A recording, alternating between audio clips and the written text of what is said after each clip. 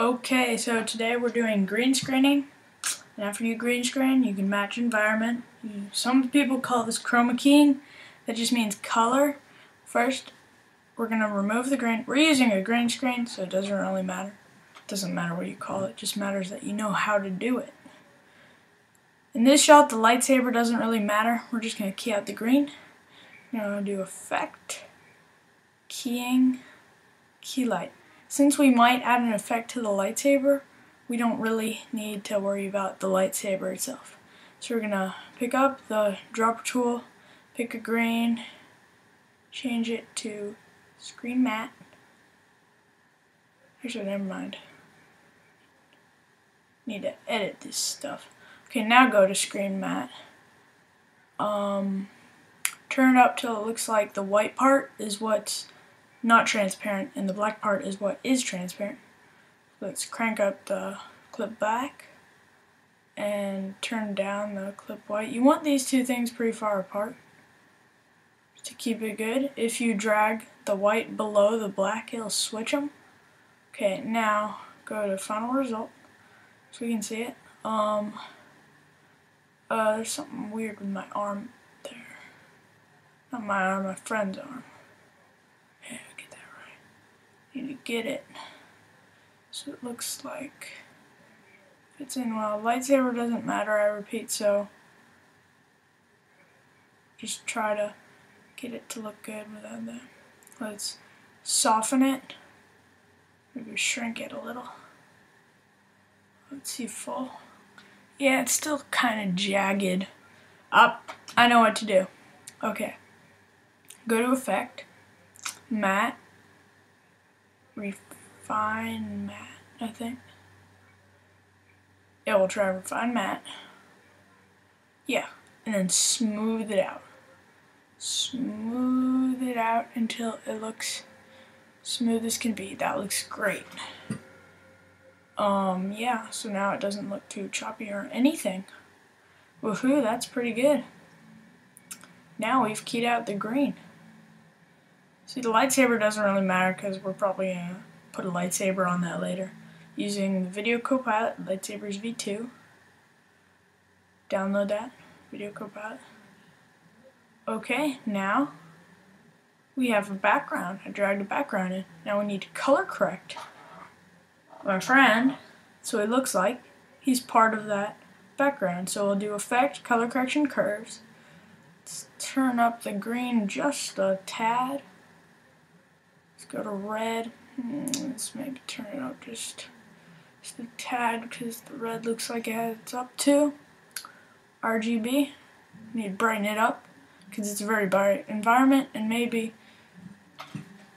that looks good. You want the blues to look like the blues in the shot behind it. It looks best if you know where, like you've seen place where you've been. You can change to red, see it looks like it flows. Green, you might want to turn it down a little.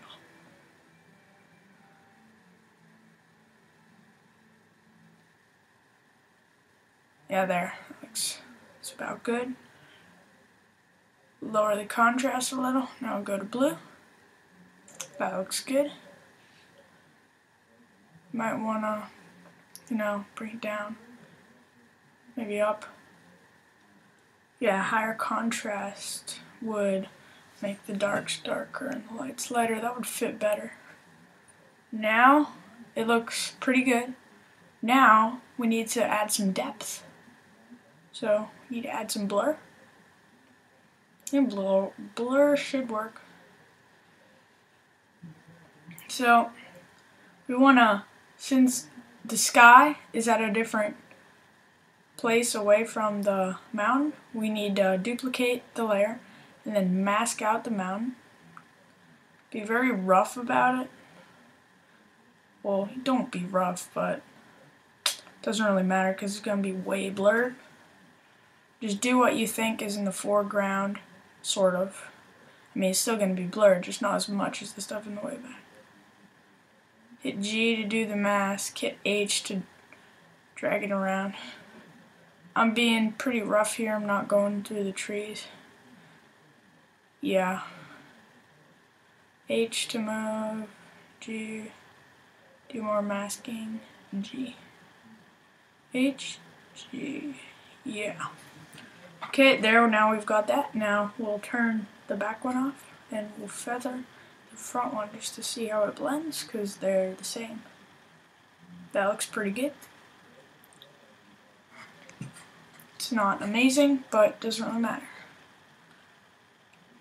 Now we'll go to, first let's turn off the mask. Okay, we'll fit it so we can see it well. Oh, type in camera lens blur. This is also in like effect, blur, and sharpen, something like that. Now blur it up. Oh, this is taking forever to load. Okay.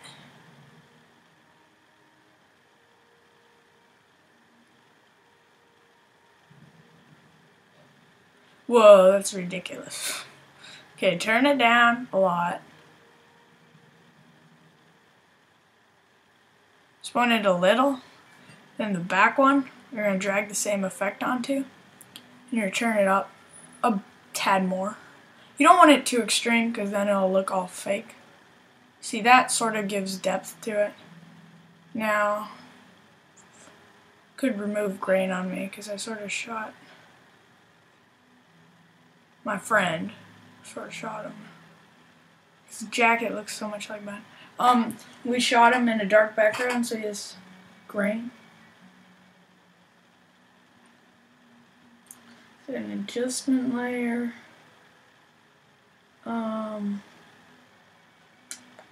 Oh yeah, this is also a video copilot preset.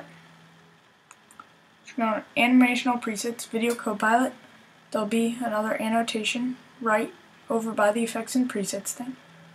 Be there for like 10 seconds, so knock yourself out. Drag an aftershake. It's very cool. And just to give it some shake, because, you know, shake makes stuff look real. If the background moves and so does the foreground, they move alike. The only problem is you have to be careful, because if you scale it up too much or have too much shake, and even if the mirror edges is checked, it'll shake and it'll just look all funky because it'll be perfectly mirrored.